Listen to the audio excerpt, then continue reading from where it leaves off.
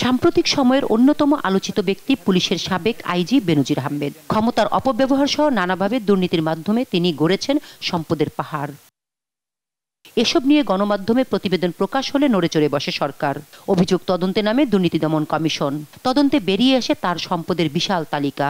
এইসব সম্পদ বেহাত হওয়ার শঙ্কায় দুদকের আবেদনের প্রেক্ষিতে তার নামে থাকা সকল সম্পদ ক্রয়ের নির্দেশ দেয় আদালত।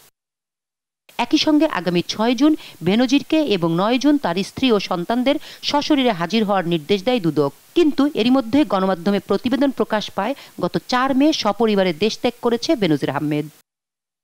দুদক আইনজীবী মোহাম্মদ খুরশিদ আলমের কাছে প্রশ্ন ছিল, দেশ ত্যাগের আগে তার এই বিশাল সম্পদ এবং ব্যাংক অ্যাকাউন্টের কতটা অর্থ এরই মধ্যে সরিয়েছে? দুদকই বা কেন তাকে দেশ ত্যাগে বাধা দিতে পারল না?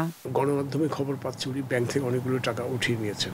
সে বিষয়গুলি দুর্নীতি দমন কমিশন অনুসন্ধানকারী দল অত্যন্ত গুরুত্ব সহকারে খতিয়ে দেখছে যে ওনার ব্যাংক অ্যাকাউন্ট যেগুলি জব্দ করা হয়েছে, জব্দের সময় কত টাকা ছিল, আগে কত টাকা ছিল। যদি টাকা সরিয়ে নেওয়া হয় তাহলে সেটা কি ব্যাংকে নিয়েছে না ক্যাশ করে নিয়েছে। আর্থিক অপরাধের তদন্ত বিভাগ বাংলাদেশ ফিনান্সিয়াল ইন্টেলিজেন্স ইউনিট তাদেরকে চিঠি দেওয়া হয়েছে। তারা দুর্নীতি দমন কমিশনের চিঠি অনুযায়ী কাজ করে যাচ্ছে। ওই কাজেই পূর্ণাঙ্গ চিত্র পেতে অবশ্যই আপনার একটু সময় লাগবে।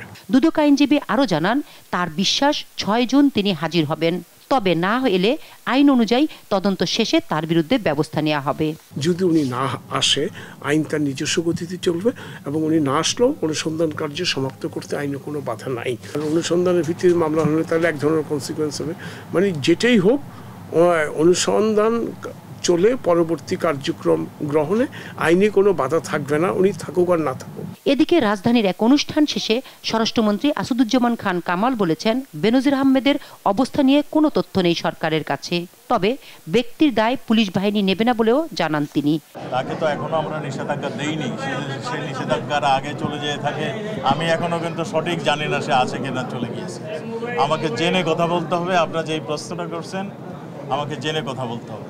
সে যে আসেন কিনা না আসেন সেটা আমি এখনো সুনিশ্চিত নই।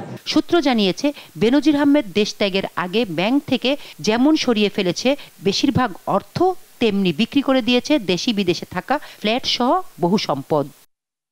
শামিমা আক্তার, দেশ টিভি, ঢাকা।